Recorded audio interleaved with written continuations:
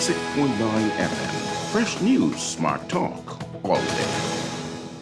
The aftermath of every social revolution brings about change. Cultural norms and landmarks shift as our minds and hearts expand beyond the familiar. To everything, there is a season and a time to every purpose in the land of the living. This is our time to renew, revive, and restore the hope lost to the busyness of life. This is our time to dig again and rebuild from the storms of our past on a solid footing that holds. Welcome to The Foundation. The Foundation. The views and opinions of the hosts and guests are their own and do not necessarily reflect the position of the management and staff of Guardian Network. Foundation. It's the foundation. Foundation. It's the foundation. Foundation. The Foundation is brought to you by Burger King, Fidelity Bank Bahamas, ATO's Holdings, Alive, Ron's Electric Motors, Bonneville Bones, and Commonwealth Bank of the Bahamas. Right, 912 to 2 is the time you can call the show or use the text line. Yeah, he educates, he informs. He goes against the norm. He's really got that zeal. Plus, he's a child of God. Foundation. It's the foundation. Good afternoon, ladies and gentlemen. 96.9 FM radio. Howard Grant in your company, The Foundation. On this beautiful Wednesday afternoon, live in full effect. Grateful to be in your company. Make sure that, like Fred Mitchell say, well, it's government payday. Make sure you save a little something. As today and always, it's PLP all the way. Listen, let me tell you something. Those voice notes need to be somewhere shrined. It is crazy.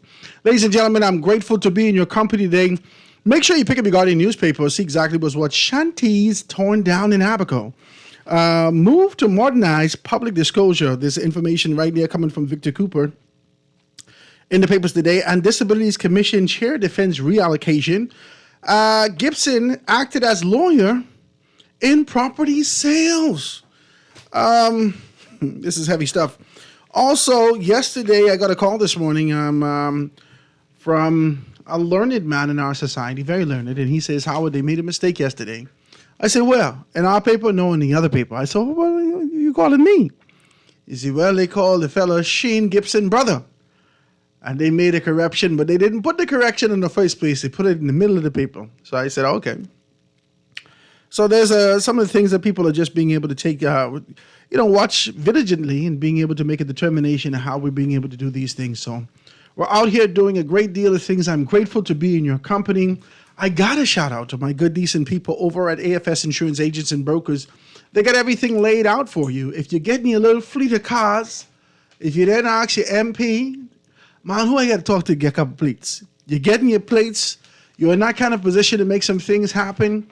You ready to squeeze some money and made your Japanese connect to be able to get those things, but you have not thought about the next step as it relates to insuring those vehicles. Give them a call over at AFS Insurance Agents and Brokers. They got something grandiose waiting on you. Got to give them a call at 341-1AFS, 341-1AFS. You can get all your vehicles taken care of. One shot, kill the crow.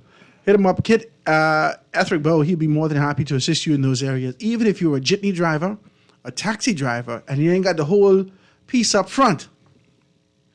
If you ain't got it, they will trust you and give you in-house financing. So this is something that you definitely want to be able to be a part of. They get some great stuff coming down the pipeline to be able to do some things. So we're going to definitely be able to look out for that. And I'm sure he's going to come and sit with us as we're moving in that direction. Guys, it's another beautiful day. Today is Wednesday. It's going to be a panel discussion today. I'm grateful to be in your company, always being able to talk about current events, where we are. I'm sure that crime is going to be on the table somewhere, peppered in this conversation. I want you to participate in it. I'll give you the numbers in a minute, but I got to introduce my good, decent friend, Garth Roseborough, in here in his Superman red. Talk to me. This be decent. We are here, my brother. Say good afternoon to the people out there. Well, it is a splendid afternoon. Splendid. Very grateful to be a Bahamian, to be here. Something exceptional took place last night.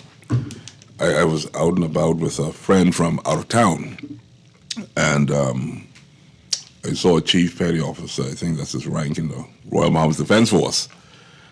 I saw him, he had on a very nice shirt. You know, we Bahamians, we like nice clothes. And I said to him, boy, I really like that shirt.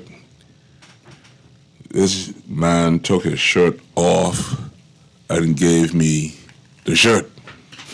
He said, my brother, I love you. I will give you the shirt off my back, literally. Then he proceeded to invite me to his function this Thursday, his mother's 84, Ms. Joan Newbold, 84 years of age, a farmer, agriculturalist. She's a staple on the Carmichael Road side by Lazaretto Bend area. And we want to wish her a happy birthday from the foundation today.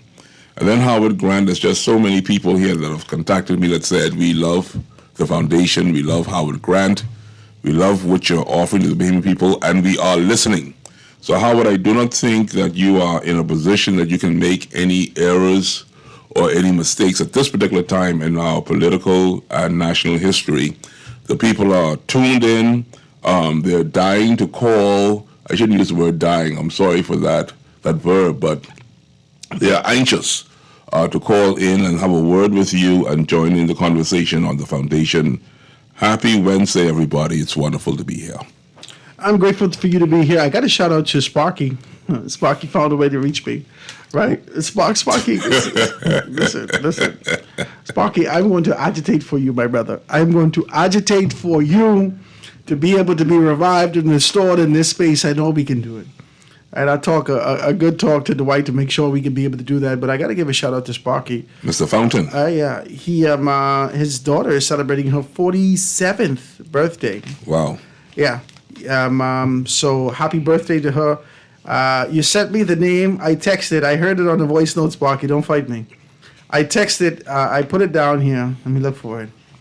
I think it's Keishel. Don't fight me, Sparky. Let me see if I can make sure. Right?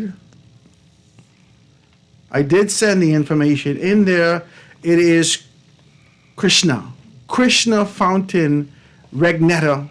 Is that correct that I would say that? Regnetta, and this is Sparky's daughter. She's celebrating her birthday yesterday. 47. Yeah, she's 47 years old. She's born on the 27th of February, 47. She's born in, what they say, I think it was 1977. The voice does say, Howard, there's a lot of sevens. Howard, there's a lot of sevens. I don't know why they tell me all these sevens. Number shot. I don't play numbers. Don't fight me. But all the information's in there, so happy birthday to you. If you're celebrating a birthday out there, it's very important that you do so with sobriety and understanding that we are here another 365 days around the sun. We got to give praise for the fact that we're still existing. Yes. And if you still exist, then that means that you have purpose. That means that you have a focus. That means that you have determination. You should. Unfulfilled. You should. So you got to get to it. You should. You got to get to it. Not everybody will, but you should. You know what? And I'm going to start right there. Let's start right there. You should. Mr. Sunday, before I went to church, I got information, flooded my phone about, you know how this information goes, right? Sunday before I went to church, we understood that there was a murder that happened on Sunday. And the information that came is that two persons were shot. The gentleman's dead, but the daughter, this is the information that came on Sunday. Yeah. The daughter was shot in the chest. 14 years old. Right? And the daddy was picking her up to go to church, so forth and so on. About a day and a half, 2 days later, we see a 16-year-old and a 17-year-old murdered, execution style, right? Stories indicate that the young boy was running into the house looking for shelter, and he died, collapsed right there on the floor, boom. And so I think about it to myself, and we started to have this kind of a conversation yesterday to talk about what's really the matter. I got one of the calls yesterday to start to talk more specifically about the fact that this is conflict resolution. The young fellas don't know how to resolve conflict. And so I think to myself, I was like, I was young before. And the fellas, all you had to do is learn how to talk bad to people. I come from government school. I come from 8 Mile Rock High School. red, big, curly hair, I didn't fit in too well. So I had to learn how to navigate that space so I could be a your mamatologist. I know how to tell you about your mama. Yeah, no, I learned this in my environment. And this was not necessarily deflection, but this was for me to be able to stand strong in my conviction, stand strong in my environment. You had to know if the fellas can throw something at you, you got to be able to deal with it. Same way as fighting.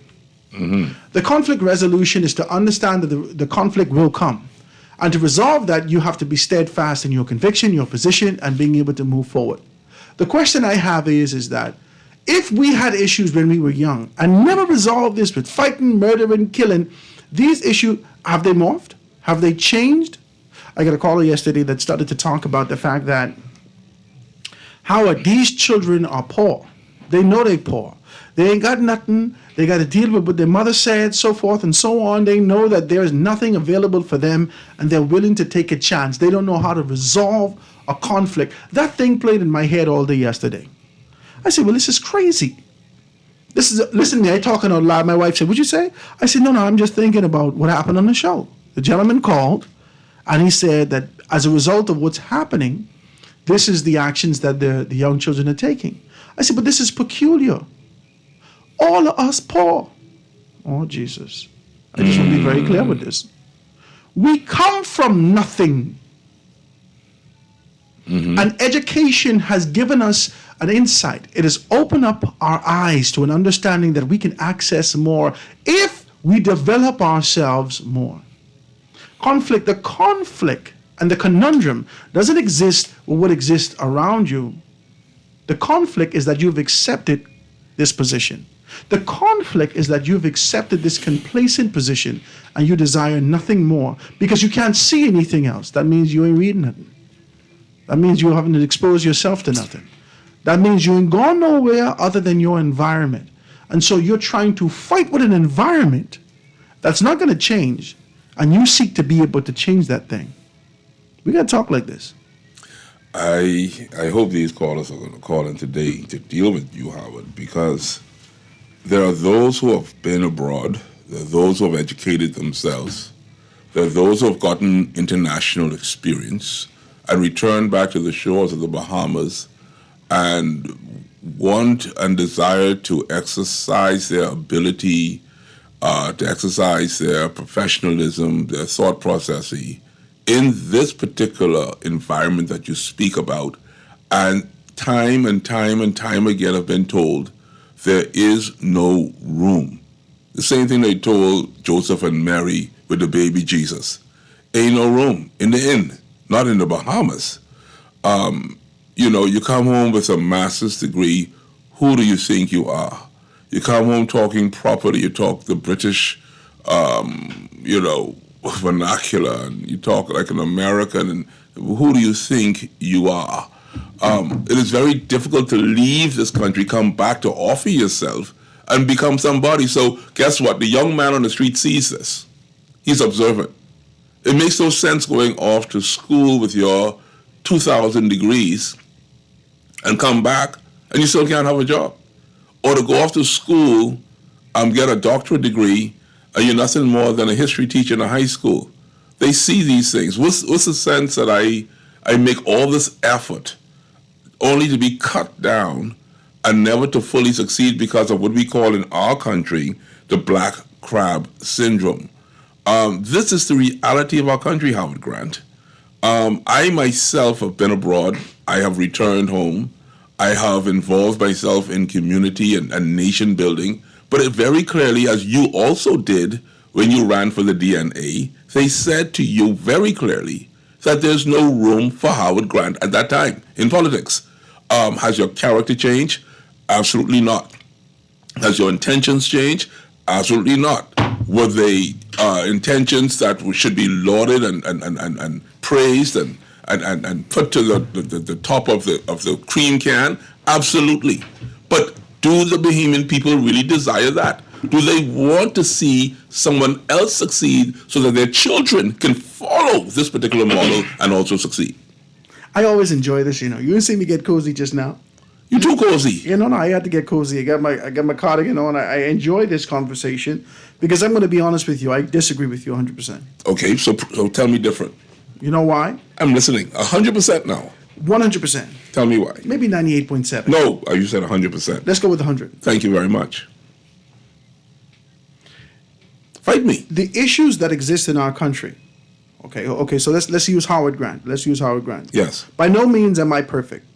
By no means have I succeeded in terms of that pinnacle that I envision to be able to move towards. By no means. By absolutely no So means. you are not perfect? No. There's no perfection in me. One. Okay, good. There is poverty that I've come from. My family. I don't care the perception that they want you to believe. We, as Bahamian people, came from nothing. All of us, whether in the outer islands or locally, have come from the proverbial over the hill. Respectfully, let me pause you a minute. Philip Brave Davis, the Prime Minister, and Chester Cooper also have the same story. Of course. Okay, good. So no one is perfect. No. But they chose Chester, and they chose Brave, but they didn't choose you. Yeah, but that's okay. So continue your story. 100% you said. 100%. Go ahead. Let me tell you why. Listening. My grandmother told me that time is longer than rope. And oh my God, one day out of 7 that the rope can be done with. And all you have is time. So what you need to do is prepare yourself and stay steadfast, focus, and committed to what you have to do. You don't be shaken by the environment that exists around you, but be steadfast in the rock that exists within you. Come on, man.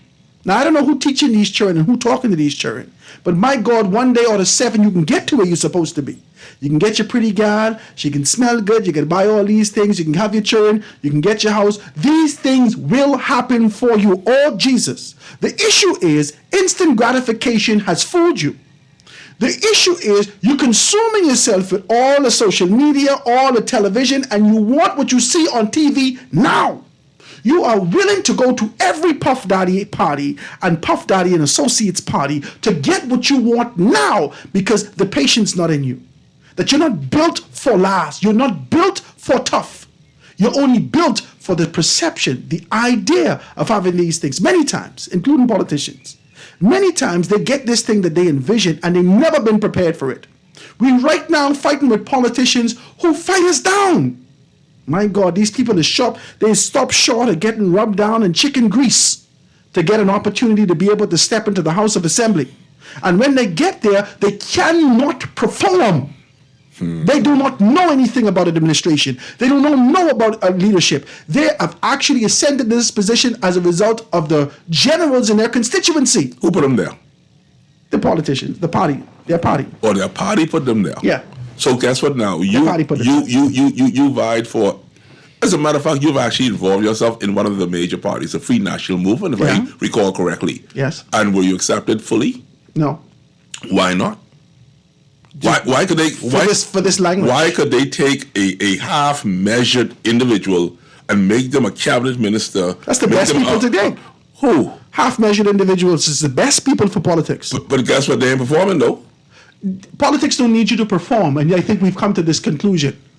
They need you to take directive. They need you to comply, not conform. So in taking directive, not transform, to comply. In taking directive, their lifestyle is increased. If you are a half-measured individual with no aspirations, no idea, and the only thing that you've ever seen is yourself within a red shirt or a yellow shirt or a green shirt or any of these particular things, when the opportunities come to you, you would take it no matter what. No matter the stipulation, no matter the concepts, the ideas, you would take that on. And they will mold you into what they desire you to be. That's why there's no transformation in politics. Thank you very much. That's why there's nothing in politics. Because Thank you very much. Conviction doesn't exist in there.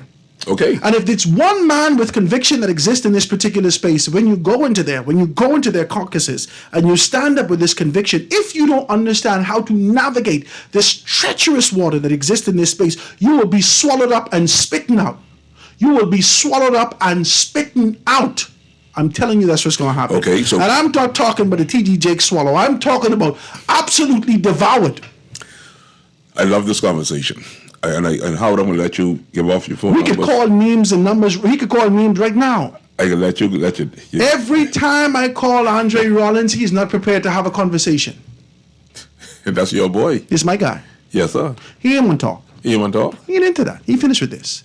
Every time I call Gregory Moss, he's not interested in this. Why? You think? What you mean, why I think? Tell me. You see, because your conviction meets a Goliath, a fortified Goliath 2.0 of a tradition. And no matter how much smooth rocks of determination you decide to be able to sling, today, David may not necessarily make it.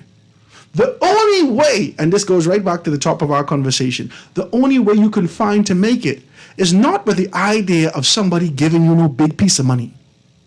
You ain't got to hit a major lick. You have to identify the people with like minds. Okay. To get out of this hole that you're in. No, that's the link right there. So I did all of that, Howard Grant, to put you to this particular point before you do what you do. We have chosen erroneously people to enter into the House of Assembly and even in the chair of the Prime Ministership. We have done that. I think for the last 10, 15 years, we've done a horrible job. 20 years, whatever you want to call it. If we were to look at our country pre-1967, how would you describe the Commonwealth of the Bahamas pre-1966? I wasn't here, first and foremost, but the stories that I hear and the spirit that still lingers. Listening. It still exists in these men, you know. Listening. When you sit down and you talk to them, they continue to be able to drift off, and you could see them looking up and to the left, into the creative space of their brains and trying to be able to recount the days of old and always identify that as the good old days. Okay. You know why? I'm listening. You know why? I'm listening. The same reason I started the conversation the other day to talk about the fact that the Prime Minister went to Fox Hill. The Prime Minister is of an elk, a particular cut, a breed in this society. He's come from a particular segment that understands community. He came from a community.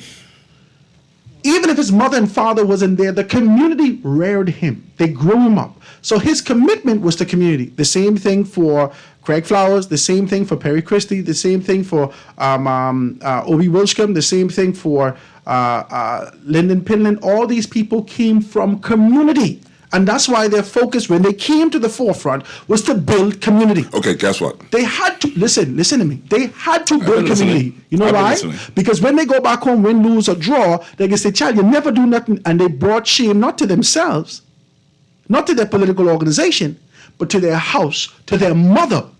That don't happen no more. Here's what I want to say to you. Those people whose name you mentioned benefited from the Bahamas pre-1967. No, they didn't. They were children. No, they were children. So how did they benefit? They benefited because the mode pre-1967 wasn't what we're now seeing today. No. And we can talk this. We got to talk this. We got to talk this out. They didn't have no taxation problem. No. They didn't have no holes in the road. No. They didn't have any problems with crime like we have with violence. No. See, they didn't have an issue in terms of the management of this country. You cannot contrast the tribulation we have in today and be able to look at what was good yesteryear. You did take no consideration for the fact that these children was hungry. They grew in a time and a dispensation after World War where there was a Great Depression. They was fighting with polio. They was fighting with chickenpox. They was fighting with these particular things. Okay. They didn't have access to medicine. So we fighting the COVID. We fighting unemployment. We're fighting all these things even today. We're fighting a depression of a different nature today. No, but you're seeking to be able to bring this concept. I am seeking. Idea. I know that's what you're doing, right? I am seeking. You're seeking beyond being able to just talk about a time and an era. You're talking about leadership. You seek to get back to this concept and idea that pre-1967, the leadership that existed in this space. You're cheating. I know. You're cheating. But I can do that. I have the cheat sheet. You're trying to find a back door, and I don't want to let you get out of this back door. Sir, you're not going to do that today. We're not going to do that today. Howard Grant, pre-1967, we did not have a mismanagement issue. Ladies and gentlemen, I want you to be able to join in the show today. And I don't know where God come from today, but we can deal with this. 323-6232, 325-4316, 325-4259, anywhere from the family violence, 242-300-5720. Hit me up, 422-4796. I got to take this quick commercial break, ladies and gentlemen. It's my first commercial break. Don't cuss me and say, oh, how you going to break now? This is my first commercial break. Quick commercial break. Be right back after this. Foundation. Foundation. The foundation. The foundation. Foundation. Foundation. The foundation. The views and opinions of the host and guests are their own and do not necessarily reflect the position of the management and staff of Guardian Network. Make your mornings easy with the new breakfast bowls at Burger King Nassau. These delicious bowls are a complete breakfast in a convenient package for those on the run who want to enjoy the most important meal of the day, the BK way. Each breakfast bowl has all the breakfast fixings you love and comes in 3 tasty versions to choose from, including the classic, the Southwestern style, and the keto-friendly bowl. BK just made breakfast easier with the new breakfast bowls at Burger King Nassau, where taste is king.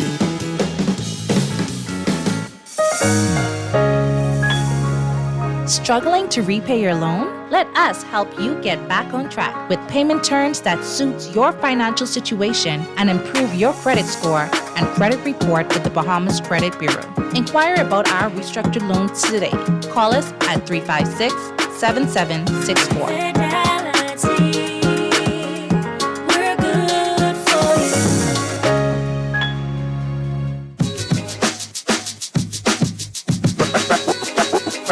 Foundation.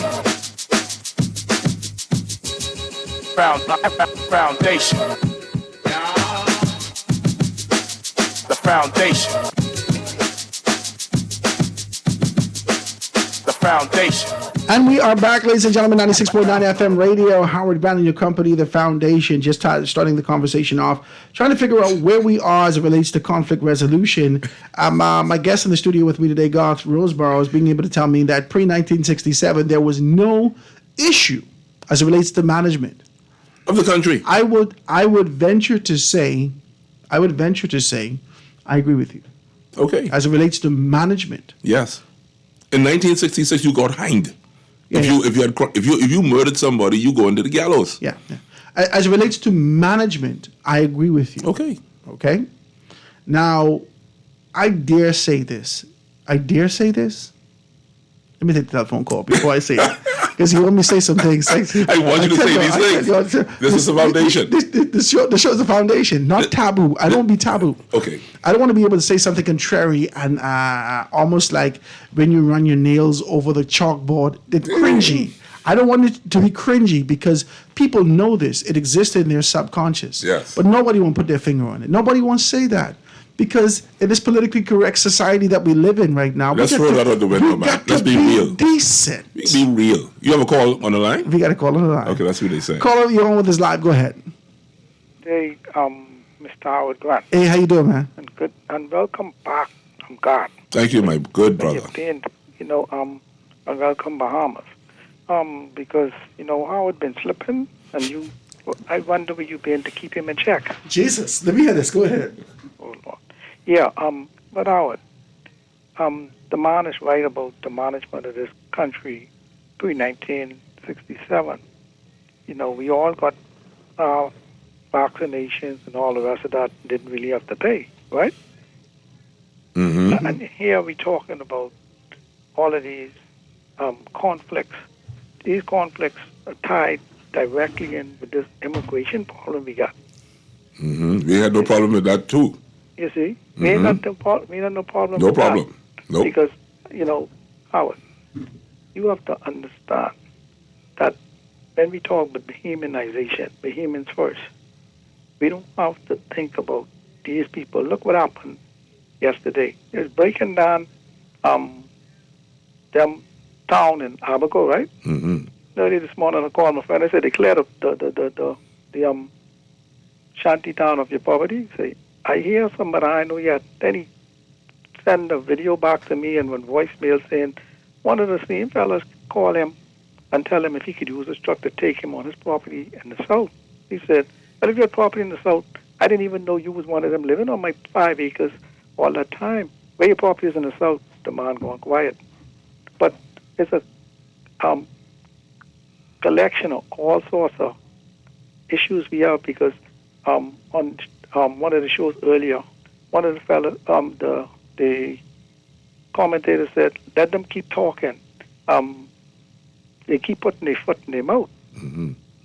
Well, anyway. I appreciate your call, my brother. Thank you so very kindly for that. One day out of seven, no matter when we talk about tribulation, immigration pops up. Yeah. And you see, is that really the case? Pre-67, we didn't have immigration problems. We didn't have violence problems. The police was the police. And everybody knew who the criminal was. Like you said, community was structured. Even though it was segregated, community was structured. You know what's the easiest thing? Yeah. The easiest thing to identify what other people are doing. That's very easy. I'm listening. It's very easy for you to always, despite what you're doing, despite your position, despite the way that you're living, despite your contribution or lack thereof, it is very easy for you to be able to stand up in your position and look around and say, oh, he's wrong or she's wrong or this is that. It's very easy. Okay. That's the position that this country has taken, for the most part, over the past 40 years. 40 years. Yes. 40 years we have blamed on the backs of the tribulation that continues to mushroom from year to year, from day to day in this country. We continue to blame Haitians. There's no two ways about it. We continue to be able to blame Haitians. Despite the fact that in the church, your pastor having problems, my God. Despite the fact that in the church, 50% of the people that your pastor married getting divorced. Yes. Despite the fact that the foundation of where you grow up in your family, y'all don't even talk no more. Okay. Despite the fact that you don't have communion in your own house. You don't sit down and break bread with your own children. You don't talk to them. But you won't blame Haitians for everything. This cannot be right. It cannot be right. I am not a proponent for illegal migrants. I am not a proponent for these things. But my God, our issues stem further and deeper than the superficial concept of people looking for liberation the same way that we are. Okay, Howard. This is crazy to me. So I show what's crazy. See, and I'm trying to drive you to a particular path. We had migrants, illegal migrants, before 1967. How they were dealt with was not a problem. After we asked to be in charge, majority rule, we are the people of the Bahamas and we want our skin color to be in charge. Now that we're in charge, we have no excuse. We are in charge. And everything around us, honestly, is falling apart. Falling apart. It's being mismanaged. I'm not trying to be racist here. I'm just trying to bring a point to you. You asked to be in charge. Now you're in charge, and everything is falling apart. Now, I want to draw your attention to something very, very profound. For a few years now, we have not been able to deal with shanty towns. Yes or no? We were unsuccessful. Time and time again, unsuccessful. This guy, from a court standpoint. Yeah, Fred Smith had us wrap around his finger. Okay. Yes? Yeah. One of our European behemoths. The Constitution kept us in board. One of our European behemoths is now a celebrity because he's tearing down all. I said European. I try to be decent, like you said. European behemoths. The European behemoth also is paving these roads like I've never seen them paved before. He's doing a great job. That European behemoth. Okay? My thought is this. For some odd reason, there are certain people who are allowed to perform well, and others who are handcuffed are not able to perform at all. So, what do you say about what's happening within the Attorney General's office? You think that they're performing well? You think that they're doing well? You think that they're blossoming? I think in the Attorney's office, the things that he would get away with, you would not. That's what I believe. This is a wild conversation. It is wild. It is wild because we're not being honest. You know the honest statement was you said? Bahamians blame Haitians for everything. See how easy it is to talk about the Haitians, but we don't want to talk about the other people who are Bahamians by blood, by ancestry in this country. We don't want to talk about them because it's taboo. No, man, we got to talk the truth. No. Certain people have carte blanche. They have free access to perform and do as they do. Some of the best business performers in this country. Garth, all you're doing is deflecting. You have shifted your position from identifying a lower end to the higher end. You have yet to go. You skip past and supersede the middle. You know who in the middle? Who's in the middle? You in the middle. Okay, so get You in the middle. That's right. You still haven't done introspection. You still haven't done your part in terms of being able to identify. Mr. Howard Grant, you're going from the bottom to the top, and you ain't gone to the middle yet. I'll show you who I am in the middle. I'm glad you're going right up the path I want to take you. I drop in the crumbs for you because I want you to bring your Listen, tail. this ain't no Hansel and Gretel situation. No, this Hansel and Gretel today. Be here. Go ahead. I'm not going to fight you. I came to the conclusion in the last 2 days that your reality here in this Bahamas has to be different than mine. It has to be, and I'll tell you why. Because the stories that you print in this newspaper does not affect everyone the same way. When we have the horrendous situation of crime in our country and taxations and the cry from impoverished people for a better Bahamas, and then when it comes to the polls, they don't want to elect Howard Grant who can deliver them into a better country. They continue to do the same nonsense over and over again, PLP and PLP, and they don't care who the candidate is. They just want to know it's wearing a red shirt or wearing a yellow shirt, and we continue down this road to damnation. Listen what I'm saying to you, Howard Grant. I am not going to be a part of that. Where I live, I am going to control what goes in my ears, what goes inside my head. I want you to know, Howard Grant, that the Commonwealth of the Bahamas, is the greatest place in the world, and I have no issues living here. Absolutely none. I choose the roads that I drive on. If they don't have no holes, I'm driving on it. The ones with the holes, that's your Bahamas. That ain't mine. Mine got paved roads. My Bahamas, I got my own house. But you can't be selective. I can't. You see, you said I can't. See, you None of us can be selective. No, we're part of a whole. Lyford Key is selective. No, they're not. Port and Providence is selective. No, they're Old Fort Bay is selective. No, and all people on those islands and keys, they're selective. And they will tell you that the Bahamas is paradisical and the most beautiful place in the world. No. They don't have no issues. The issue that we're having as a society, and this is why we talked about Mr. Damianos the other day, when he actually stood up and had this conversation about the fact that he's lost $18 million. The conversation that I've had was your contribution to society. Yes. A tenth of that, only a tenth of that. We didn't ask you to go to church. By contributing that and identifying these impoverished areas, how you can give back to these particular things. I got a call. I told you, hour and a half after the conversation. Hour and a half, I talked to these people. And they said to me, Howard, this person continues to be able to give. This group of people, they've continued to be able to give. They don't make these kind of pronouncements and far and wide about what they've done and what they didn't do. The fact of the matter is that my only point is that we don't know. That's all I'm saying. We don't know. And Howard, what I'm saying to you, and I love you as a brother, because I'm going to tell the Bahamas and the world this.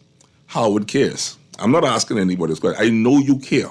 But for the most part, Howard, you choose who you care for, number one. And if you can't help everybody. That's number one. You cannot help everybody. And you choose who you care for. And number three, it is my right. What do you mean who I choose? You mean me as an individual, or you mean people collectively? You got $18 million? No, I don't. Okay, so you can't help everybody. No, $18 million can't help everybody. Okay, that's what I'm trying to say to you. But I'm saying to you, I'm just being very clear about this. The fact is that all of us live on this rock together. I don't care how the perception of economic segregation, the perception of social segregation, religious segregation, the segregation that exists in our society, it is set up. There's some people who don't interact with everybody. No matter if you interact or not. They don't. It don't matter if you interact or not. My God, I don't care. Listen to me. Homeboy. A blackout is a blackout. A hurricane is a hurricane. That's COVID-19 is COVID-19. That's different. These are natural disasters or things that come to our island that every single one of us have to deal with. How would we deal with it differently? Listen to me. If a hurricane is coming here now, the fella jump in his 60-foot yacht and he hauling tail over to Florida. He gone. But I don't understand what you're saying. You can't do that. But it doesn't matter if I can do it. It matters because he doesn't care about you and your hurricane. When he come back, he has insurance on his house that's going to repair his house if any damage is done. When the hurricane came, Matthew came. Let me tell you something, Howard Grant. I think it was Matthew or Joachim or whatever the hell they call it, the hurricane. I can tell you what happened. I in my house on the second floor praying to Jesus. I said, Jesus, for God's sake, please destroy the third floor. Please. Because the minute the third floor gone, man, I get insurance money. I got insurance. I ain't scared. My house walls is 1 foot thick. You think I scared? You're sitting on the second floor and then praying for the third floor to go. To drop on you. You need to stop. No. Let me take a telephone call. Call on the line with the side. Go ahead. Good day, Mr. Howard. Thank you so much for holding. What you say? God, I like how you putting Mr. Howard right in his chair. No, I can't even deal with this today. I can't. I'm enjoying it. I'm enjoying the conversation. I refuse to have a view of my society that places me in the position of being able to look not optimistically, but from a pessimistic standpoint. I can't do it. I just don't know how to do it. I don't know. I don't know how to do it. I have a small analogy for you, Howard. If I walk up to you and poke you with a pin, and you say ow, why would you say ow? Because it hurt. You sure? Of course. Was it the pin hurt you, or you saw me with the pin and just assumed that I stick you? It only could be a reaction that I have based upon the stick that you give me. That's it. I can't say ow when you just walk up. Now you understand what Mr. God is saying. He who feels it knows it. You may feel it in a different way. It does not make it unreal. I don't feel it. I don't necessarily. You understand? I see, but this analogy is different from us. Your analogy is a very physical analogy. The analogy that we're talking about, or the reality of what we're talking about, has nothing to do with people walking up to you and poking you. We started this conversation off with conflict resolution. We started this off with trying to figure out and contrasting just a few months, years ago, when we were young children, why we never had these issues to death. That's all we're saying. And then I said to you, we got a call yesterday, and the call indicated these children dealing with depression, they're dealing with drugs, they're dealing with crime, they're dealing with the mommy ain't got no money, they're dealing with all this. So Jesus, they sound like the 80s. But ain't nobody kill nobody for nothing. I remember that call, because I always listen to you every day, you know, but I can hang up in a minute and listen. But what I really wanted to say also was happy birthday to Mr. Sparky daughter, Mr. Legendary Sparky. And tell Sparky I miss him, man. Shout out to Sparky. Got to give him a shout out. Yes, please. We got to advocate for him. I appreciate your telephone call, my dear. Thank you so very kindly for. Let me take the next telephone call.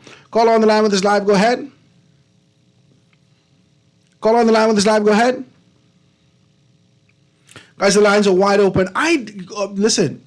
God, he's my guy, man. I let me say you something. I can say this to you, and I mean this. I don't know. I don't know whether or not people believe this, but I mean this. Mm-hmm. I promise you, I mean this. Mm-hmm.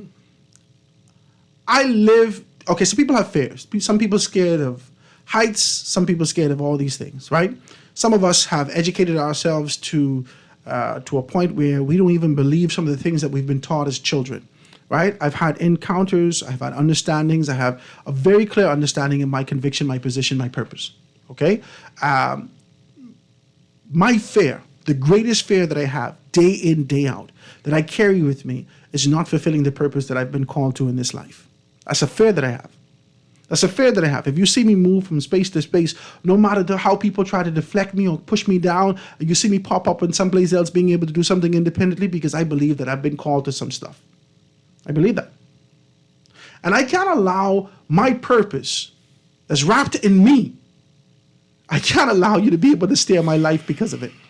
I can't allow what you say in your environment. See, I keep trying to explain to you, there is nothing that you have gone through as a black man in this country that I have not endured. Howard. There is absolutely nothing.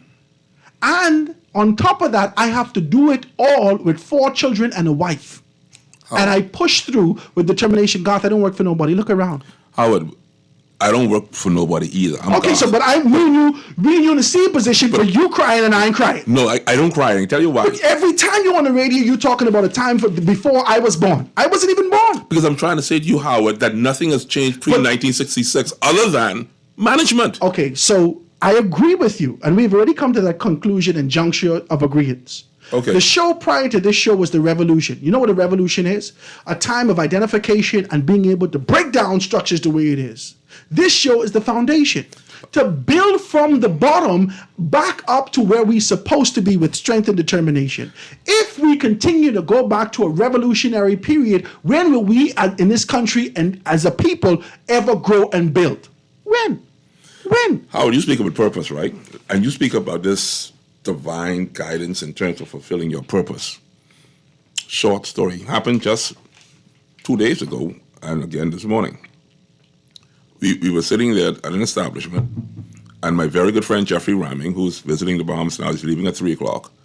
He says to our good friend, I think he's a constable, Carlos Elvis, he says, you know, Carlos, I want to thank you so much because when we were in college, what you didn't know was that I only had one pair of shoes. And when I arrived in Jamaica, the shoe burst right away. So I had to borrow shoes every day from everybody on the college campus until I graduated. I had no money. They wanted to kick me out of school because I had no money. And Jeff was there like almost in tears. And Carlos looked at him and smiled and said, "You thought you really had it bad, hey?" Jeff said, "Yeah, man, it was rough." Carlos said, "Did you realize that even though I loaned you my shoes, that every night while you were sleeping as a Bahamian, I was in Mandeville, Jamaica, hustling and working? I had to work my way through. My mother from West End, Grand Bahama, sent money for my sister and myself, and I gave all the money to my sister so she could have a comfortable stay at West Indies College at that time, while I went into Mandeville as a man, a young man, and hustled, age 17, and hustled my way through college. When I went to school in Jamaica, my mother paid for the first year and the second year. In my third year, Howard Grant, I worked security 24-hour shifts at times. I worked as a resident advisor. I paid my way through West Indies College. Nobody knew that. Howard, your purpose is going to be fulfilled because God is going to give you the strength to fulfill it. You have no fear. There is no fear when it comes to perfect love. Perfect love casts out all fear. If you got a true heart, then there's no reason to be afraid. That is why I am saying to you today, Howard Grant, I am no longer afraid. I read about the crime, who shoot who. I read about taxations coming for property tax. I read about all of these things that are happening in my country. But guess what? But guess what? God has been so purposed and I've been so positioned that at this particular time, my head is so clear. I know exactly where I'm going because I've already gotten my instructions. Okay, now let's be very clear. What the hell that got to do with pre-1967? What has to do with pre-1960? I said to you, the leaders of Perry Gladstone, Christie. Okay, now you fix that. You fix it. We didn't go on there. How can we, who live in now, with the strength now, with our hair maybe peppered with silver, but we have the strength to wear with all, and we've developed ourselves in wisdom, how can we at this juncture help and move forward? How? Well, is it to go back to talk about 1967 again? No, the thing about we ain't done with that. They finish. All of them. Any of them who's still trying to hold on to governance is doing so with a shaky key, and they are on their way out, my brother. We are here. Let me ask you a question, Howard Grant. They go in. Let me ask you a question. And I want you to understand one thing, though. A few years ago, when we were on a different radio station together, I made mention of a name. And the name for me that was always a hero in my mind was Mr. Loftus Roca. When I said that name, you should see how the eyes of young people lit up. The legacy of Loftus Roca. There are still some people in this country that are a product and who are now today standing as a legacy. There are other people out there who are not of my skin hue, who are legacy. We have to learn how to identify these people, bring them to the forefront, establish their foundation once again, and move them forward. This is the kind of conversation I want to have. Mentorship. Not going back to the UBP. Let's talk after the break. You need to stop it. Quick commercial break, ladies and gentlemen. We're going to be right back. Go to news and be right back after this.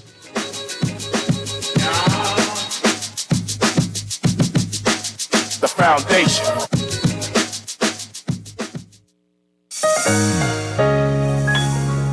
Struggling to repay your loan? Let us help you get back on track with payment terms that suits your financial situation and improve your credit score and credit report with the Bahamas Credit Bureau. Inquire about our restructured loans today.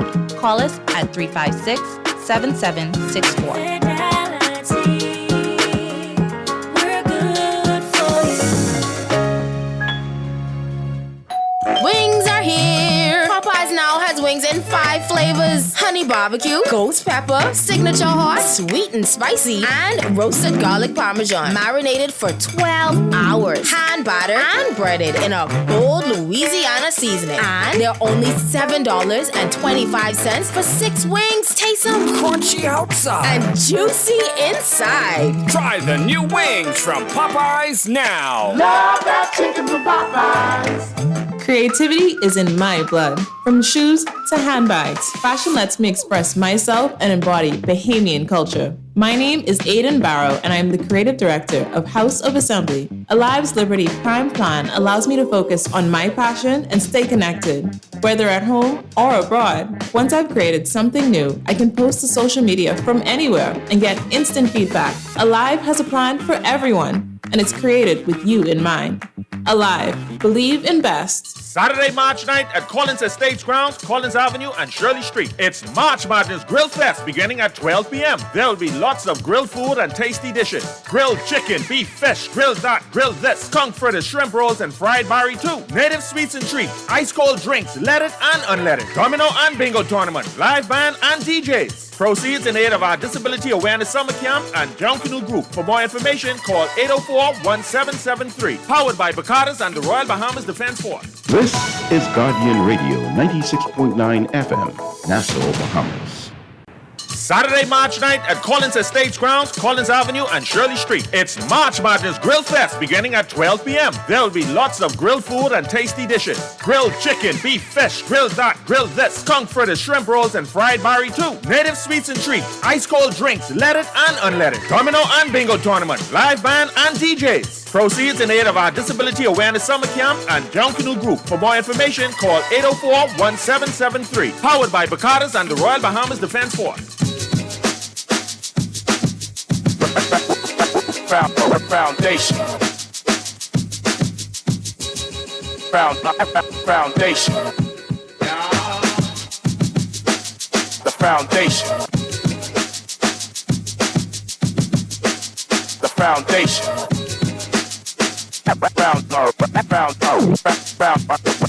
Foundation. And we are back, ladies and gentlemen, 96.9 FM radio, Howard Grandy Company, the foundation, right here on a Wednesday. Panel discussion, trying to be able to be as decent as possible. This man got me hot under the collar in this room, trying to talk about these things. It is too much. I want you to be able to join in the conversation, 323-6232, 325-4316, 325-4259, anywhere for the family violence, 242-300-5720, or hit me up, 422-4796. Telephone call on the line. Go ahead. Good day to everyone. Hey, how you doing, my brother? Okay, especially God, what you say? Man, good to hear from you, my brother. What I'm about to say, in no means is the only answer to crime. I think everybody who's participating has to bring something to the table. You want to bring us up to the present. I think where we could start is, you mothers need to stop trying to be mother and father to these children, and let the fathers do their part. And you fathers who like to have these children and break off running, you need to pay more emphasis and focus on these children. And you men who get involved with these women who have children, if you love the woman, you have to love the children, and stop trying to be the father to these children, because you're not the father, but you can play a father figure, but you are not the father. Now, the crime, the real crime. If I go to explain where the future with this crime is going to go, I think it might scare tourism and scare a lot of behemoths. So I don't know if you really want, Howard, if you want me to do that. So I could shut this off and just leave that because it's very deep. Or if you want me to do it, I could do it. But send a voice note. Let me see if I can. Send me a voice note, 8270111, so we can talk about it like that. It's kind of deep. It's not like you can get deep. If you can get deep like that, send me a voice note, 8270111, and let's talk about it like that. Before we go further, I got to do this. It says, hey, Howard. I want to wish my daughter, Brynell, happy birthday. Happy 40th birthday from her daddy, Brian Cartwright Sr., right? Shouts out to you. Happy birthday to all those particular persons. I see some text coming through. I want to thank you guys for your text, 422-4796, 422-4796. I want to read this before we go any further. It says, to advance the argument that we can only equate personal success to being self-employed is not only a false and myopic assertion, but an asinine pretense that lacks understanding. For those who are self-employed, well done. But there are many who desire not to be, nor should be based on character and integrity. There are many other ways to build financial independence. Let's both acknowledge and appreciate that. In the context of our conversation, it was about victimization, the concept and idea of always having to yield to persons in this position if you work in a position of especially if you work in the public sector, right? And always having to be able to bend to them and genuflect and so forth and so on. That's my position. And the reason I say that, this kind of an independent position, it gives me this kind of a strength and capacity, is because even on the break, Garth and I started to have this kind of a conversation about families and individuals who have been excommunicated from the country, who had to leave, who left in the dead of the night. Our leadership actually came to them and said, you can't do this, based upon their conviction, their position, their strength, so forth and so on, have really been left, said to leave the country. I don't believe that happens now. One. Two, I don't disbelieve that it happened in the past. But the truth is that the only thing that could assure you and provide you this kind of, especially in this global economic space that we're living in, the only thing that can assure you of a space that you could be able to always thrive is working for yourself. That's it. I think a lot of us came to that conclusion and understanding after COVID-19. Our dependence on a system that is whimsical, a system that continues to be able to talk about fluidity, that moves and shapes from time to time. There's no consistency in the system. I spoke with my daughter about this morning. I said to my daughter, she and I was talking, I said to her, my father has never had to deal with the things that I'm dealing with, never. And I lived in countries that he's never been to. I've been in places that he's never gone, my mother and my father. But he's never dealt with looking for consistency. He's always depended and was assured that something would be available for him and his family. And I grew up with the notion that this is what job was. I grew up with that understanding. I don't know if anybody else like me. I grew up watching my father work in one space for 40 years. After 40 days, I tell my daughter today, I say, every 40 days I have to ask God for fresh grace when I work it for people, because it just doesn't work the same way for me. My daddy never knew nothing but being fired. My God, I must say he didn't get fired 3 times. Not because I'm doing something contrary, but because my mouth, because my conviction, because my position, because I said, no, this goes contrary to what your constitution indicated. This is what the rules say. Now, I's the bad guy. That has happened to me in almost every organization I've ever worked for. Oh, and the only thing that could give me sense of assurance, because I got to take care of my children and my wife, is working for me. That's all I say. Well, see, Howard, you went right back to where I was, When you told me, but I got to be a part of the same rock with these people. I have to identify with these people. I was trying to tell you the same thing. I was trying to say to you, Howard, Grandad, Garth, Millard, Roseboro, when you come to my neighborhood, when you come into my gate, that's my republic. That's my territory. I don't owe nobody nothing. And I don't want to see nobody. You and your story about what happened in your newspaper and all the ills of society, I cannot take that into my dwelling place. My dwelling place has to be a place of peace. And so guess what happens, Howard? When I went to school, people say, oh, y'all go to school, y'all think y'all smart. And I always said to you, Howard, I worked 5 jobs. I got 3 hours sleep a night for 2.5 years to get my first master's degree, right? And you come home. And people say, oh, just because you're going to school, you think you smart. But let me tell you what school did for me, though, Howard. School told me certain neighborhoods in this New Providence, I ain't gonna never live in. Now, I've been homeless before, living in Hartsfield, Johnson Airport for 3 months when my mother was sick. But I can tell you now, decent sense tells me, an education, I will never live in your neighborhood. Where I live has to be a place of tranquility, of peace. It has to have infrastructure. It has to have development. It has to have potential. These are the things that I look for. So when you tell me, boy, I live over on XYZ street and things over here are so tough and we ain't got no proper infrastructure and they got blood on the street and this and that, I went to school so I don't have to deal with that. I went to school because I don't have to deal with that. But that's what education does for you. Yeah, but people say I stupid because I went to school. No. My behavior said all about experience is greater than education. Let me tell you something. That is why I'm saying to you, Howard, when I go west, I live west. When I go west, as soon as I pass Bacardi Road, anything would happen in New Providence, I leave it right there on the corner of Carmichael and Bacardi Road. That don't go no further. When I go to the other side there, I'm in a different country. It's heavy what you're saying. Let me take a next telephone call. Call on the line with us live. Go ahead. Go ahead, caller. 323-623-2, 325-416-325-4259.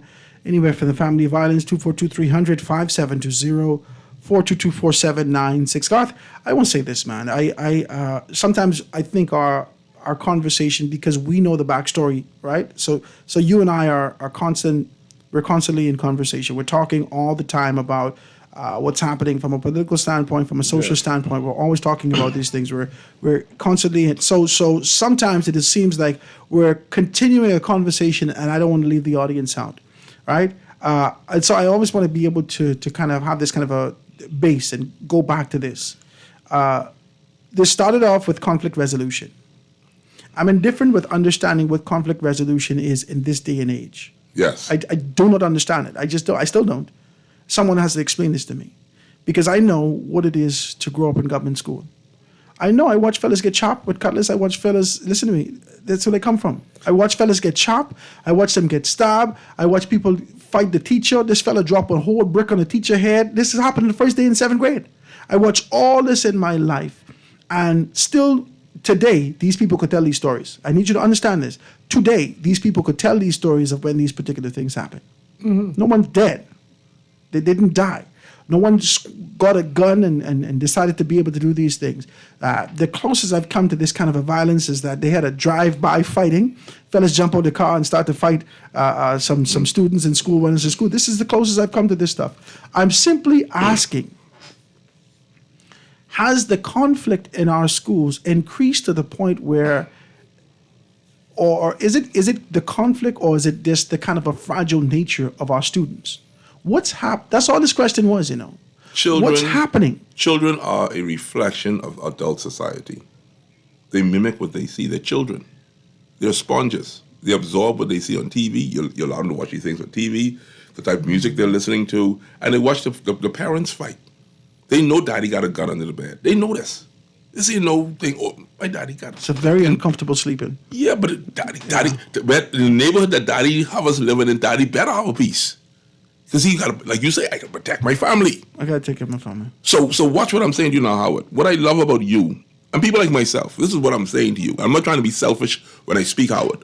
You and I choose to leave the comfort of where we choose to dwell and enter into the fray of all of this mass confusion, mass mismanagement, all of this disarray. But for an objective, though. Yeah, but we want to help. We want to participate. To getting the community back to where it's supposed to be. Yes, we want to help. Okay. When we go there, when I pass Bacardi Road and I'm heading east, I'm going to help.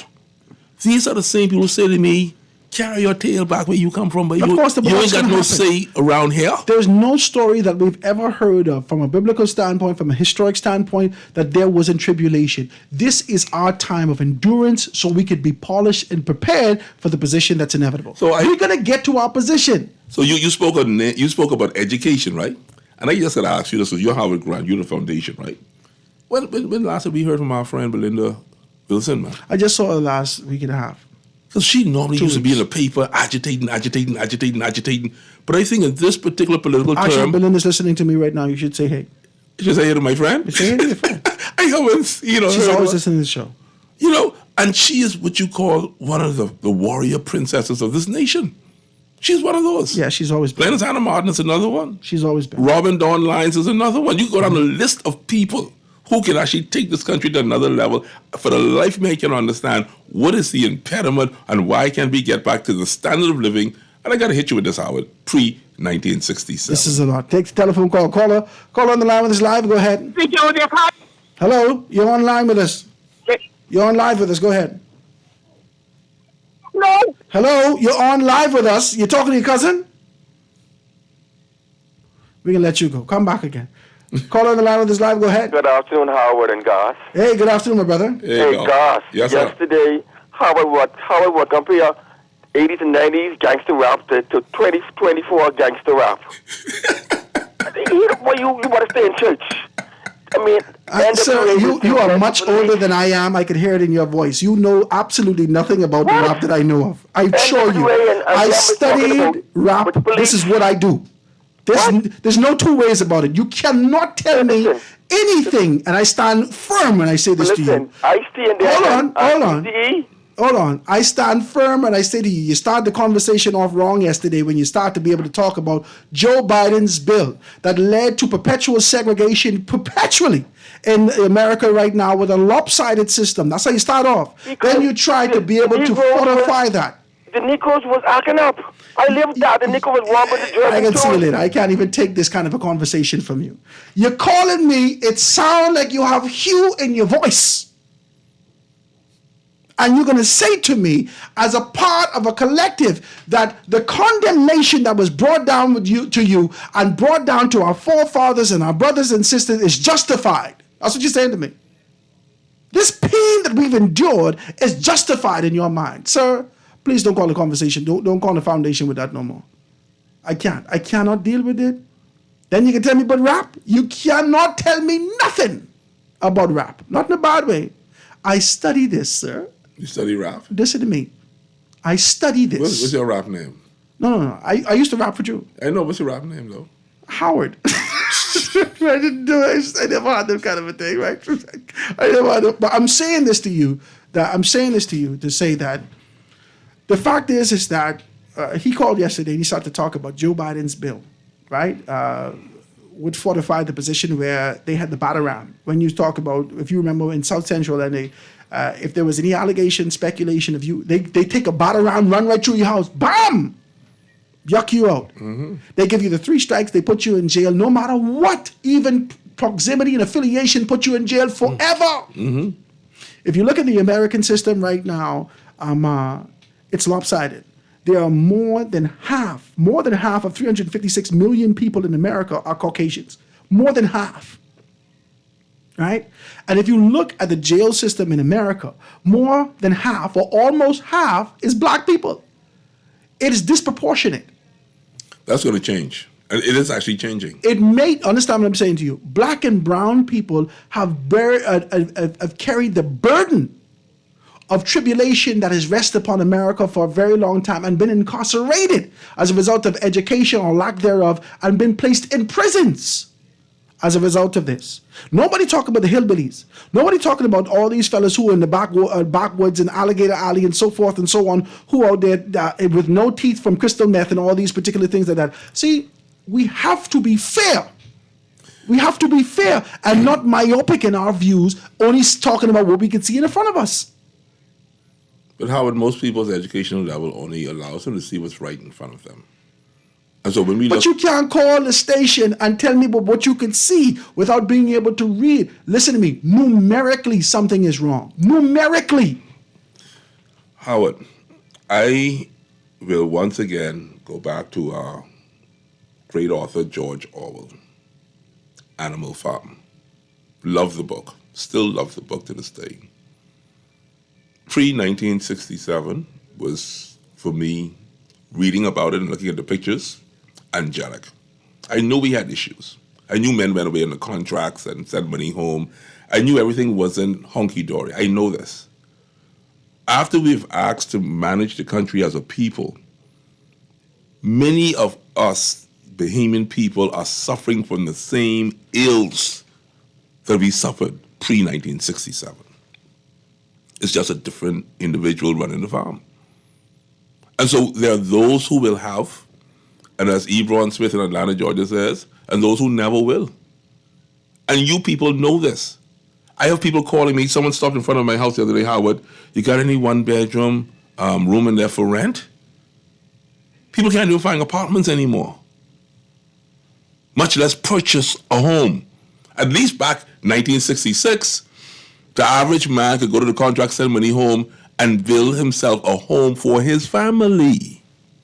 People like Mr. Ferguson, who drew around my big one corner up to the back there, had 1 million houses. His daughter is a chief magistrate. His other son, who passed away, worked for the registry. He had another daughter who was a PS. These people did well. Pre-1967, did well.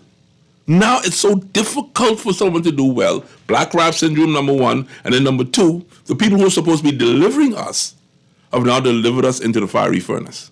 What is going on in this Bahamas? I say one word: mismanagement. You cannot bring illegal arms in this country if you manage this properly. You cannot bring drugs into this country if it's managed properly. You don't have to raise taxes if you manage the country properly. All these things are the curse of mismanagement. Corruption is the adult form of mismanagement. Let's be very clear about this. I think it's backwards. Okay. Mismanagement is the adult form of corruption. Mismanagement leads you to corruption because you could see the infractions that exist in these particular spaces.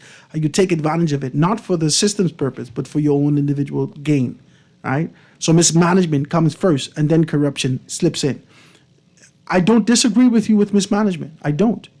And I've said this to you, but I don't believe that being able to look back at 1966, 67, I don't believe that it does well or it bodes well for us to have a conversation about men and women who come from a different ilk entirely. Let's just be very clear about this. If we're going to talk like this, we're going to have to talk with clarity. These men, 1967, pre-1967, a great deal of them were established. Sir this, Lord that, from Europe, all over the place. They came here on a mission. Yes. Okay? Yes. A great deal of them. So they came with wealth. If you start to read the history books, every family brought with it 10 slaves. Read the books. Every family brought with them more than 10 slaves. That's why the population is almost 80 to 20. That's not because of anything. This is based upon what was happening. They brought people with them. And as a result of being able to bring people with them, we amplified in size. Okay? And it was more blacks than it was whites. This is what happened. Listen. And their position as managers, they understood the mission. Managers. In their position, lording over our territory, they understood the mission. The mission was to bring Britannia to us. Okay. This is what colonization is. I'm listening. They have to bring the language, the posture, the tone, the inflections, the dress, the everything. This is where you bring your culture, your culture to this colony, this colonization. Yes. Okay. They didn't need anything from us. They were content. Yes. They didn't need anything from us. Yes. In the transition, when black men took over, these were poor black men, many of them. Okay, who wasn't used to nothing. They never had nothing. Mm-hmm. And now they finally could get their hand on something. So, like one person said, they want everything. Watch me. They want everything. When they initially started this conquest to be able to ensure that they could find themselves in the position, it was not with blood, it was with conversation. I love it. I love the conversation. They didn't fight. The closest we got to a fight, Bremer Road riot. Yes, sir. After we got to a Bremer Road riot, conversations ensued behind the closed doors. They say, look, yeah, we can keep the Negroes down for you, you know. If you do this, this, and this, just give us this. Then it found us to a position, not that Britannia genuflected to this conversation. Yes. If you look around the Commonwealth of Nations, everybody was moving towards independence. Yes. But it was a perceived independence. It wasn't real independence. It wasn't real. It was this independence with self-governance. It wasn't real independence. And as a result of this self-governance, we signed up for the exact same thing. Never changed the Constitution, never changed any of these particular things. Now there are blackface where there was whiteface. You're preaching. And it gave some sort of semblance, and you see, you got me preaching today. Gave some sort of semblance, and it tempered down society. Yes. But simultaneously, when this was happening, here comes the introduction of cocaine.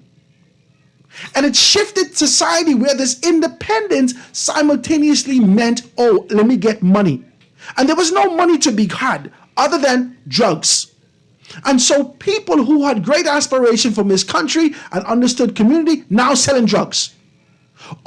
And they're content with it, justifying in their mind that, well, you know, this is what the pirates did before, and this is what bootlegging was. I guess that this is our dispensation of what it means to be able to do rum running. Let's get some money for ourselves. Our society has been crippled from that.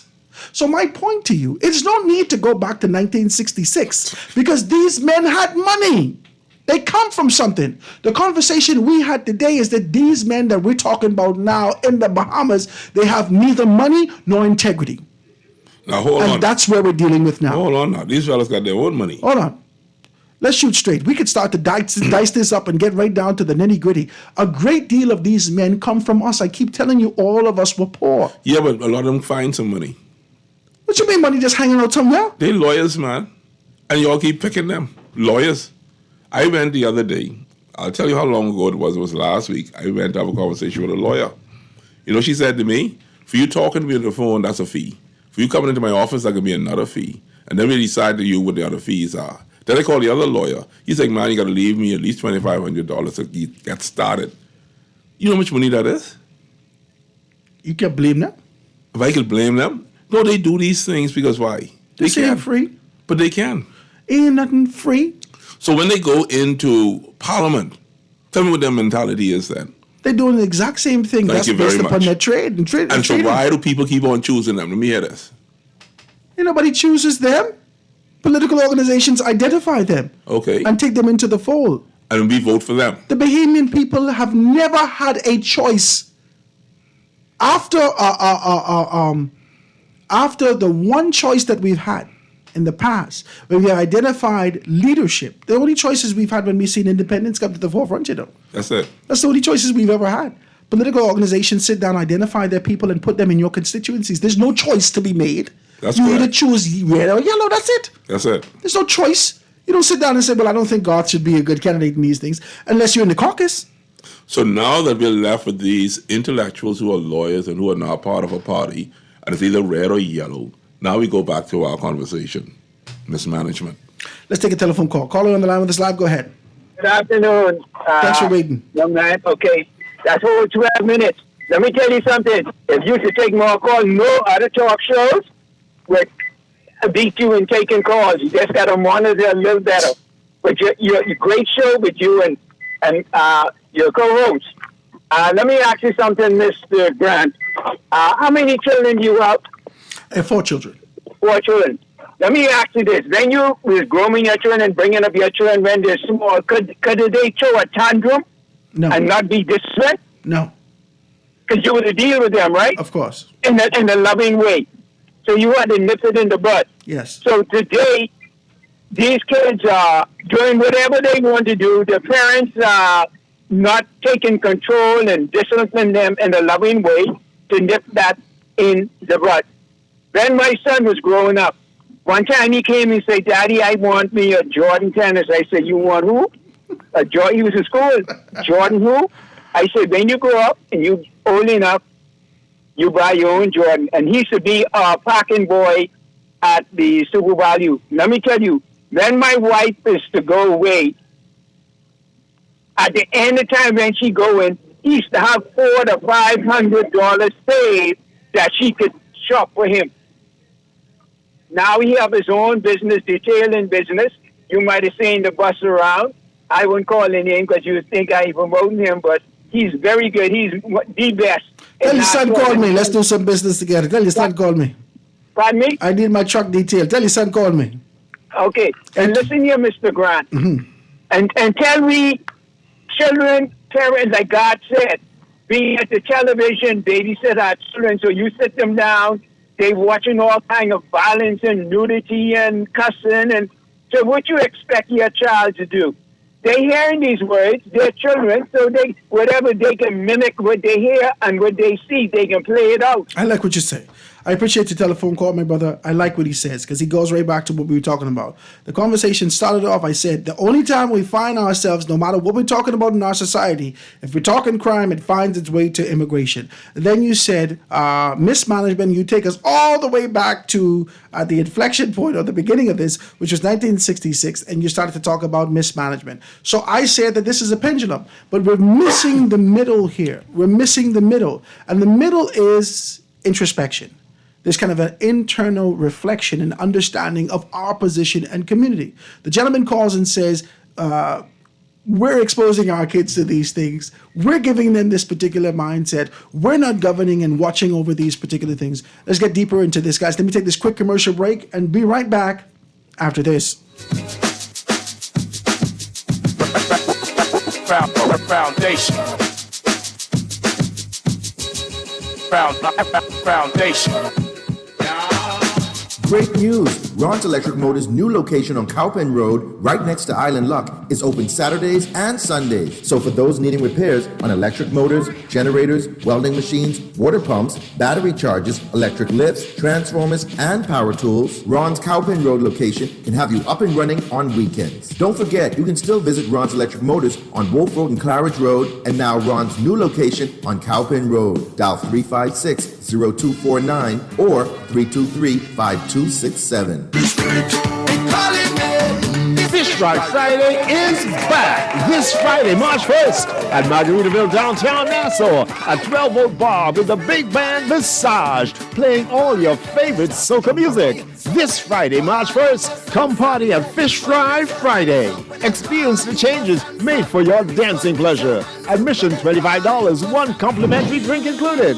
Enjoy the Fish Fry Buffet at Vacation Cafe for only $55 including the party. Doors open at 6:30 p.m. until 11:30 p.m. Tell your crew meet you at Fish Fry Friday this Friday at Margaritaville downtown Nassau with the big band Visage.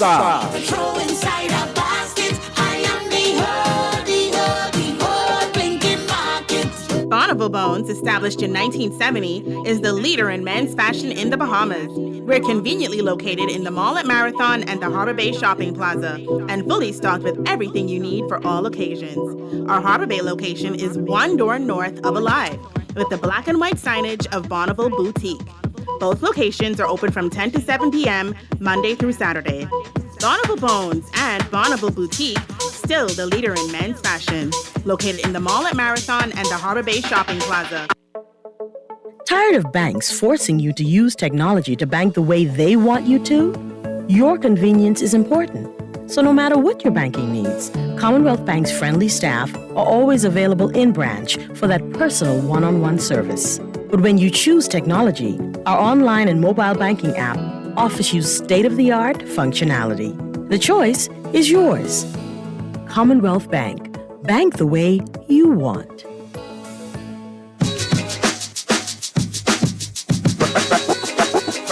Foundation. Foundation. The foundation. The foundation. And we are back, ladies and gentlemen, 96.9 FM radio, Howard Gunn and your company. Let me go right to the telephone lines. Call on the line with us live. Go ahead. Hello. Hey, how you doing? Thanks for holding. How you doing, man? Oh, as well. What's happening? It's good today. Yeah, man, everything good? Good. You know, you said something interesting as it relates to when, we made this transition from, the Britannia to ourselves governance. Mm-hmm. But, what happened there was we had an elite class of people who came here with money. Mm-hmm. And I always refer to this as Animal Farm, that book I read in high school. Mm-hmm. Where we look at things sometimes and feel that we can go and do it better. Mm-hmm. And we can, That's but correct. What happened was we created another class, another layer. That's correct. Another layer right in between. When you told those black people that we're going to get these people out there and we're going to rule this country ourselves to provide a way forward. Mm-hmm. But you go on in there and you put on the same suit. You put on the same suit and you do the exact same thing the UBP told them when they lost the election, told the PLP and the Linden that y'all will be no better than us. I love and it. you will see what we've been through to govern this country. And we seeing it now. We promise these people we'll put them in banks and do everything. No. And when it happens, and you're going to let these people leave our country, and we're going to take over everything. But that was far from the truth. Because, like you said, these people came here with wealth. And to this day, these are the same people owning the industries along with that elite class they built. So that's our issue. We put in a class of black behemoths who treat us just how those people were treating us back then. That's our issue with the country. Wow. I appreciate you, my brother. Thank you so much for your telephone call. I want to say this. and Garth and I talked about this on the break. The last time the Bahamian people, or the first time in an independent Bahamas, the Bahamian people moved towards a decision for themselves is when they voted for the Labour Party and Randall Fox. Okay, when you voted for Randall, you placed him in this kind of a position. Randall now was the tiebreaker. It was 18-18. He had to break the tie. Okay. And in breaking that tie, he chose, despite the blank check was given to him, despite all these particular things, he chose what was right for the Bahamian people because he came from community. He came from community. And when he made that decision, we saw the shift that happened in the country. Now, he made that decision with the mindset and an understanding that there could be able to, that we could see real participation. That what the PLP was saying under Lyndon Pindon at the time found its way into legislature, into the Constitution, into our communities. That never happened. The only thing that the PLP has offered us from that point to this point is words, platitudes, concepts, ideas. And they've identified their persons and pulled them into their fold, creating subgroups and subcommittees, these particular concepts, and empowering those people from an economic standpoint. Because the segregation is no longer between who's black or who's white, but this is economic segregation. There has never been equality in this country. The Commonwealth, redundant as it might seem, right? Oxymoronic as it may seem, the Commonwealth of the country, the Commonwealth of the Bahamas, has never seen equality. There has never been equality. There has always been relentless division on one perspective from one concept to another. Whether that is black and white in terms of our skin color, our racial, our hue, or economically. We find ourselves segregated relentlessly. And so I go right back to this. 1966 has said to us one thing, pre-1967. The only time you find yourself to be able to you talked about it the other day, Maslow's hierarchy of needs. When we start to talk about Maslow's hierarchy of needs, when you move to the pinnacle of that position with self-assurance, self-actualization, that is because you are financially secured. Okay. And if people are getting into politics as novices, who ain't never worked nowhere and do nothing, I don't care the ideas, you never open up a business, you don't even know who to talk to open up business. And now you as people, politician, you as a whole politician and member of parliament and don't know nothing but policies and procedures. You don't know what's available and accessible to you. People calling me, asking me, Howard, I wish the government could be able to take care of the children and go to school. The government's every sector, unless they increased it, every single member of parliament gets $5,000 every term to be able to help children in their constituency in preparation to go to school. Everyone. And then the Free National Movement created a space where children could go to school free. Why are you still calling me asking me about these things? You remember Parliament don't know? No, they don't know. They don't even really care. I'm so happy for that last caller because the conversation is going exactly as I would like. Here is my last spin on our conversation. You sound like you come in with plans today, sir. I did come with plans. You're doing a lot. Looking at the performance of a Clay Sweeting, you talked about the politician of the month being Chester Cooper, right? But people also still like Clay Sweeting, his name did come up.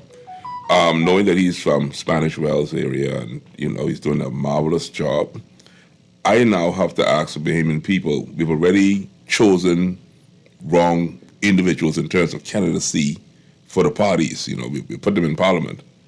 The last thing that I feel is crippling our nation is the actual thing that we're most afraid of, which is racism. Is it possible, Howard Grant, for us to have a lighter hue Bahamian to once again ascend to the prime ministership of this country? And I say this why. America's already had a Barack Obama, who was black on the outside, white on the inside. We already had Bill Clinton, who was white on the outside but black on the inside. We have Kamala Harris right now as the Vice President of the United States of America. Will the Bahamas now, as it matures, understand that we're looking for the talent and the ability to govern and to push this country to the forefront, will allow itself to once again have, and I will say it loud and clear, a white prime minister? That wouldn't happen. We're not that mature? No, it ain't about maturity. It's about fight. What fight? Guts and gristle. What guts and gristle? Your desire to be able to fight. See, from 1973, no one fought for power. Power is never conceded. You have to take power. And this is why the economic center of our country, the wealth in our country, still exists within those particular segments. Lincoln Bain knows how to fight. No, Lincoln. Lincoln Bain is a fighter. That doesn't mean anything. Okay, good. So now that I did that to you, this is what I'm saying to you. When are the Bahamian people going to understand that the only thing that matters I'm not talking about in this country is the economic? I'm not talking about taking a shotgun to the pine yard, sir. I'm not talking about relentlessly being able to go on social media to agitate for these particular segments. I'm not talking about that. That's not the fight that I'm talking about. That's not the fight how politics work. Okay, talk to me. You live here with me. All of us know how politics work. The fight is a determination to identify like voices and strategic partnerships to push you continuously, relentlessly into a position of leadership in this country. And I don't know that there may be one. I don't know a person of a lighter hue in our society who's moving towards the economic empowerment of their families to take care of their things, who've already been segregated and pushed down and talked about in our society as white people. And the PLP is already identified, they've already seen the example of Brent Simonet and what the PLP has done to Brent Simonet and Papa. You forget that they call him salt and pepper. You want another white man? You forget that. But we got to get past that. Excuse me, I'm not talking about what you got to get past. I'm talking about, hold on, I'm talking about the conditioning in our society. We have to uncondition ourselves. For almost a generation. Listen, man. Every time it's time for election, the first thing that the PLP is doing on ZNS. Used to. Roots. Okay, so I didn't even have to finish that. Kunti Kinti. So don't you think that this conditioning did something to the Bahamian people? But I'm saying to you now in 2024, where Caucasian people are now loving rap music. They like rap music more than me. I can't rap. I can't even dance. Are they willing to stand up and fight? We have to, yes, they would if they're given the opportunity or surety. Nobody has give you opportunities. That's the issue that we have in this country. They believe that somebody got to give you something. Nobody just give you nothing. You got to fight for it. Listen to me. If that was the case, I would have had these things from the FNM long time, from the DNA long time, from my community long time. Nobody give you nothing. You still have to get up every day and fight. Listen to what I'm saying. For what you believe in. The average Bahamian talks about people who have too much money in this country, right? They're too well off. They're too insulated, okay? I look at the leaders now. Are they not also insulated? Do they not also cut deals and do whatever they got to do to make money for themselves and their family? So why would we be afraid of another race or who's Bahamian to go to the forefront to help this country economically and lift us out of debt? They can do it. But these people can do it. They can do it. Are they willing to do it? But we got to ask. We have to ask. These people ain't hurting. That's not how this works. I'm hurting, but we the people are hurting. That's not how this works. We have to understand this is what we need. You and I have to now tell the story. Political organizations only need them for their hue and their access, their relationships to finances, to pull them in their parties, to take care of their parties when it matters. But we need to put them to the forefront. Okay. The political organizations have identified them for right where they are, and they're content with it. But I'm not content. I'm not content. Let me take the next telephone call. Y'all can kill me. Call on the line. Go ahead. Hi, good evening to you, Howard Grant. Hey, my brother, what's happening? It's an excellent show. I appreciate you. What's the name of your guest again? Garth, the troublemaker. Oh, okay. So I'd like to say something quickly, and I want every Bahamian that's listening to me right now, and every sponsor of your show to please listen to me very carefully. We have a huge crime problem in this country, and there has to be some accountability for the owners of the media outlets in this country. Every time I turn on 100 Jams, every time I turn on 103.5, there is an enormous amount of music being played that's just spewing utter violence in the ears of our young people. So an intelligent person would ask themselves, okay, if you were to say that, you sit down and you read the Bible changed you. You go to church every Sunday, you listen to Christian music and listen to the preacher preaching the good news, that changes something inside of you. How is it that we do not draw the connection that the media, that the music and the programming that we are subjecting our young people to is changing them? We need to hold these media houses in this country accountable. IRCA, where is IRCA? I mean, I turn on the radio and I have to quickly turn it off I either listen to the station that you're on now, or I listen to AM radio or a podcast or something on my phone.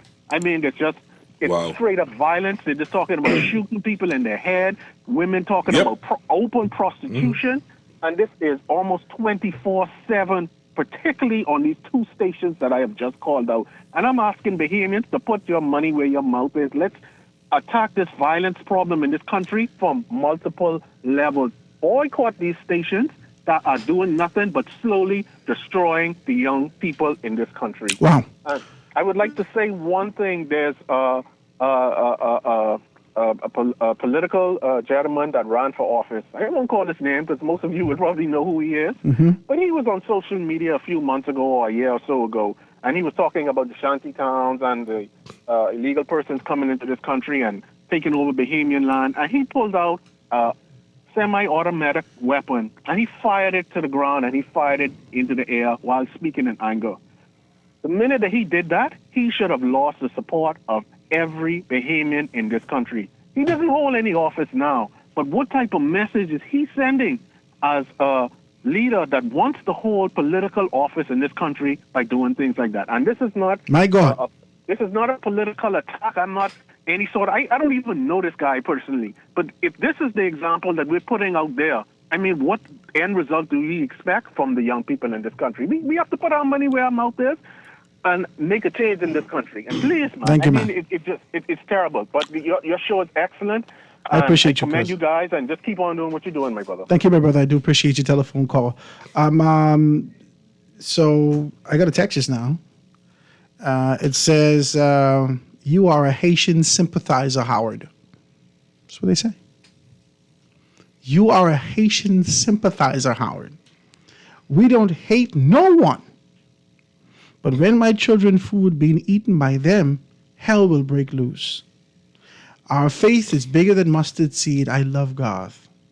Howard, back off of Lincoln Bain. He has educated the Bahamian people more than any Bahamian in my 62 years. Lincoln Bain has more guts than you and many others can even imagine. Lincoln is an organic Bahamian, and y'all scared of him. There's a text.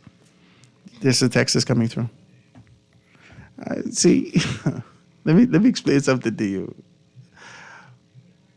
When your posture and desire is for vengeance and vitriol and blood, and someone caters to that position that you have, of course you love them. Of course. The gentleman just called. You can see the contrast. One, the telephone text that I got indicates that this is where strength is, and education and fight exist. And the telephone calls are saying, how can we perpetuate violence and expect there to be a change? The question I have for you is, where do we stand? Where do we stand as a society? Where do we stand? Are we accepting these things? Is this the norm for our society? Because the conversation from this point should be bearing arms, the right to bear arms, and own your own gun. Is this Brazil? It's still the Bahamas, baby. And we're going to have to make a determination where we are and how we can be able to move forward. Let me see if I can take a next telephone call. Call on the line with us live. Go ahead. Hello. Hey, how you doing? Yeah, good afternoon. What's up, 52? What's up, brother? Howard, you know you lose this one. I'm siding with Garth. Garth, you was in Jamaica when you ever witnessed a curfew in Jamaica when you was in school over there? Because I was in high school over there for a while. I witnessed coming through St. Catherine one night, heading back from the airport during Hurricane Gilbert. Road stop, soldiers with Uzi guns in your face.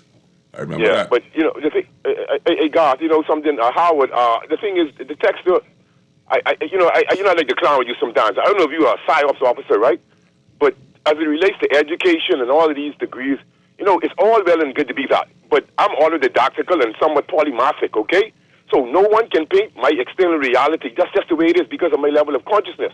And so what I'm saying is, since you were speaking of numerology, I do agree with you with the disproportionate amount of blacks to the ratio of population being incarcerated, etc. I remember Obama and Eric Holder. But I don't know if you and Garth are old enough to remember Eugene House and Fuss and Oliver North and the Nicaraguan and the Contras and all of that, all right? Mm-hmm. Remember all the fools with Howard? All right. I read a Now, bit, yeah. it relates to our migration problem. You know, Haiti had an earthquake. You know, they have a lot of gang members coming 2010, to yes. documented by Jones Communication. So I can't support migration. The guy who was caught on Awaki, I was hoping that maybe they should find out if he was born here, and if he was not, and he was given papers, then he should be deported, because that's the only way to send a message, because it represents the clear and present dangers. Numerology. You know what my daughter asked me a couple of days ago? You know what she asked me, right? You want to hear? Go ahead. She asked me, said, Daddy, how come so many Haitians here? She goes to the government primary school. She's doing well. And I can tell you, sending her to school with lunch and money and all that is causing a problem, because she have to, I know what she's telling me. It's disturbing for me. So I don't know, maybe you are isolated. You live in an ivory tower like Garth here. We're not all exempted. You know, I live in the inner city, but I try to eat well and do what I could, right? But what I'm saying is, I'm not caught up in society. I see these things as nihilistic. Like, it doesn't matter to me where you live, but the earth is one big ghetto, because you're still dumping in the sea, et cetera, et cetera. But here's where it's at, Howard. I have to represent my people now. Now, you said every time you bring up crime, people link immigration. But what you want, it's not only that, Howard, but it has to be linked when we see where, all right, somebody comes in, this guy want to get his spouse here. He want to get somebody else here because they already have an in-route in here. So it all breeds prime evil. Corruption is like a prime evil wound that can't heal, Howard. Okay. I listened to the Cresser. I agreed yesterday on Dwight or whatever, Monday. I agreed with everything with the Cresser saying, Howard, we are our own worst enemy. You're speaking about numerology. Do you understand what the numerology is of the Haitian population versus us? We cannot facilitate this foolishness. Nobody have more Haitian being friends than me. I live in the inner city, Howard. I accept what you're saying. People like spending money, but we have to do better than this, I accept Howard. what you're saying. I accept what you're saying. I got to let you go. I got to say, because I got 2 more calls on the line, but I'm going to do this in the last 4 minutes. The one thing that I was looking for you to say is corruption. How in the hell that anyone knows how to be able to navigate the shores and the banks of our country from cell phones? How? Who is navigating these boats that come from Haiti, off the shores of Haiti, telling them when to leave, tell them where to go, tell them where to come, at what time to come? Who is doing that? Who is facilitating that? Who? Who is saying that, turning your head after the stories that I hear, the allegations and the stories that I hear from Haitians that indicate that when these immigration officers have a stingray or so forth and so on, they kick the door down and mommy pull the money from under the thing and they take the money, so forth and so on. Who is facilitating this? Who? The issue is not illegal immigration. Of course it's going to expand because corruption exists in our system. If you accept monies from these people, if you accept their position, if you conspire with them against your countrymen, against your oath that you've taken as an immigration officer, as a customs officer, as an officer of the law, Royal Bahamas Police Force, or any other subsector of our country, any other uniform branch, if you take monies from these people, then we are to blame. So you know what's happening then? Corruption is the issue in our country. This is what I said to you. Mismanagement gives way to corruption. People are going to take advantage of the system based upon what the cracks exist in the system for themselves. I would then fight you on this one again. I'll tell you why. Because what we're doing to the Bahamas, the country that we say we love, we're macromanaging the Bahamas. There's no micromanagement. Absolutely none at all. There is. No, micromanagement takes too much Well, work. how do people just get their money? It takes too much work. They micromanage their money. Yeah, but it takes too much work. See, I got to let some things slide because I just don't have the time and the energy to deal with it. That's the average. That's the concept that exists in the country. Yes. It's a very laid back, we're phlegmatic at the most part in terms of how we operate in the country. And every opportunity that comes to our shores, we have to just embrace it. As a matter of fact, the good God-fearing people of the Commonwealth of Bahamas say, God just sent me this blessing. That's how we look at it. This ain't corruption. Or the illegal people proper. It ain't corruption. God know I needed $5,000. just Say, Jesus, send me this blessing. Praise God. Who is you to tell me God ain't sending this for me? Yeah, God sent you $5,000 a head for 500 people to be able to come to the country, and you're content with that. So let me tell you what their response is to Do you know how much people I know? I know. But who went to jail as a result of trying to be able to smuggle Haitians over here, and they died in the ocean? You know what they said? You know what these people say to you? When you stand for right, you know I'm standing for right though the heavens fall, right? These people are going to say to you, Howard, if you was in my shoe, what would you do? And the average Bahamian is all, as you said earlier off the air, we said we moved towards independence, but in our own self, there's no more community. There's only me. It's just me. Do me. What do the young people say? Give me me. Just me. And so this whole idea of fighting crime, that has nothing to do with them. Holes in the road, nothing to do with them. Taxation, nothing to do with them. Property tax, nothing to do with them. Why? Because it's all about me. And let me say this to you, and that's why we're here in the foundation. Now we can't right all the wrong in this country. We can't right all the wrong in this world.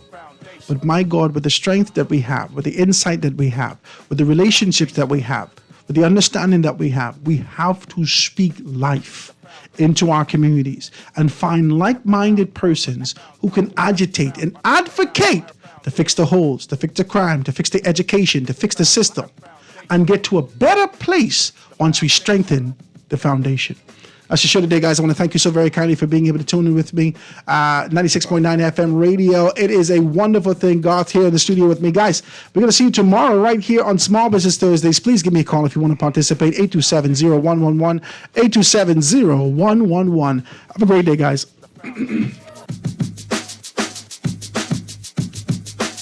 The foundation.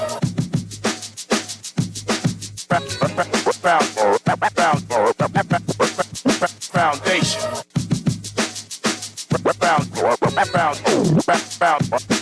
The foundation is brought to you by Burger King, Fidelity Bank Bahamas, ATO's Holdings, Ally, Ron's Electric Motors, Bonneville Bones, and Commonwealth Bank of the Bahamas.